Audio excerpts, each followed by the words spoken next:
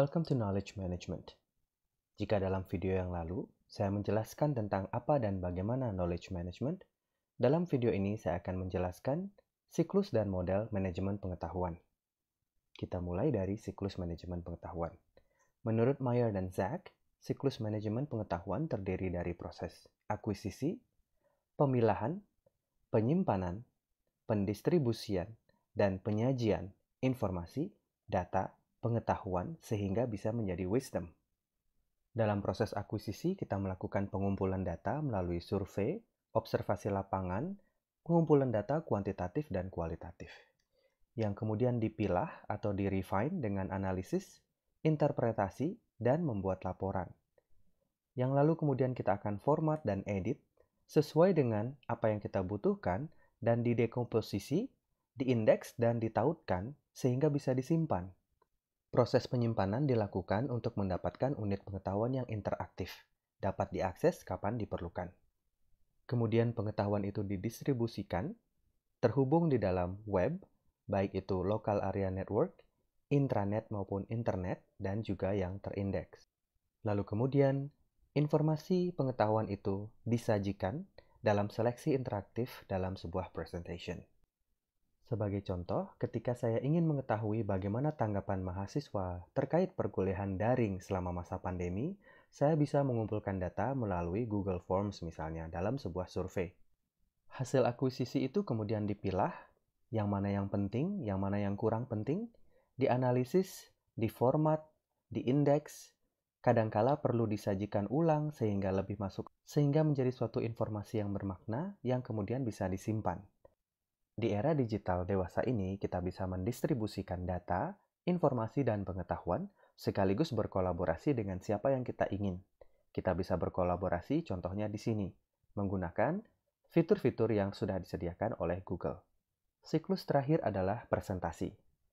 Berdasarkan data yang sudah dikoleksi, informasi yang sudah diolah berdasarkan data tersebut, dan juga pengetahuan yang didapat, kita bisa menunjukkan sesuatu hal seperti ini. Di grafik ini sudah disortasi kendala-kendala yang dihadapi mahasiswa dalam perkuliahan daring, dari yang paling tinggi persentase pelaporannya sampai yang paling rendah. Ini juga merupakan salah satu cara kita mempresentasikan bagaimana tingkat kenyamanan mahasiswa terhadap perkuliahan daring.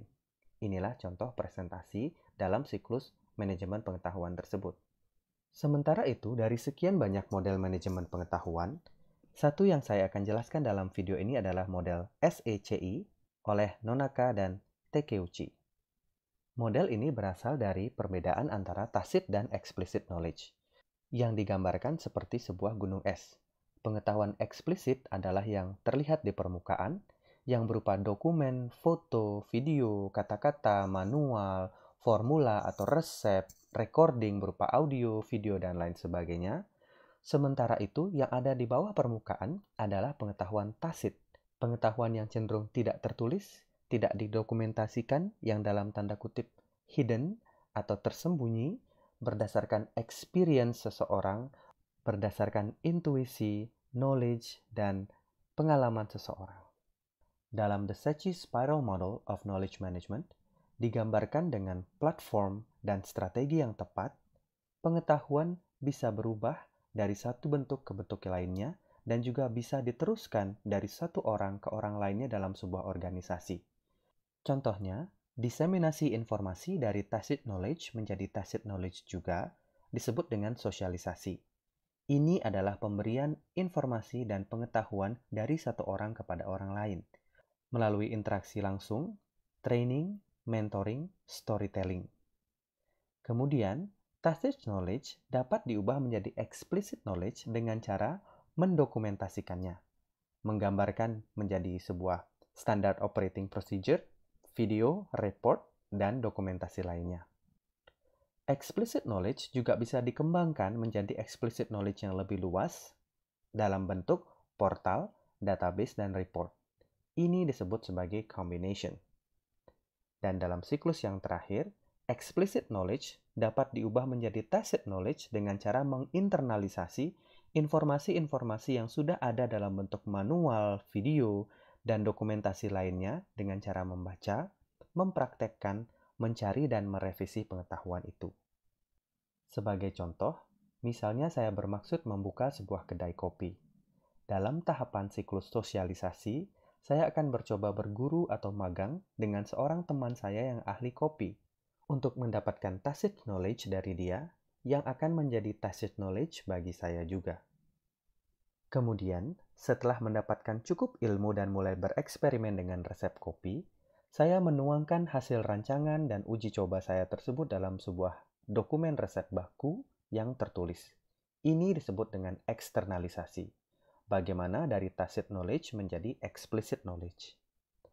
Setelah mendapatkan beberapa resep kopi dan dikombinasikan dengan resep-resep hidangan lainnya, saya kemudian mengcompile-nya menjadi sebuah buku kumpulan resep yang akan dipakai dalam coffee shop saya. Ini disebut sebagai combination atau kombinasi. Dari explicit knowledge, dijadikan explicit knowledge juga yang lebih berkembang.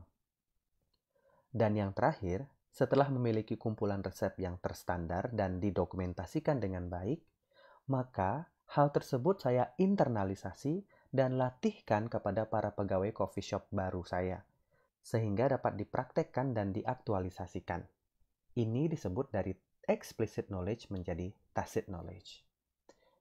Inilah siklus bagaimana pengetahuan itu bisa terus berkembang dari tacit ke tacit, tacit ke eksplisit, eksplisit ke eksplisit, dan dari tacit ke eksplisit kembali. Demikian video kali ini. Don't forget to subscribe for further contents. Stay inspired, be inspired.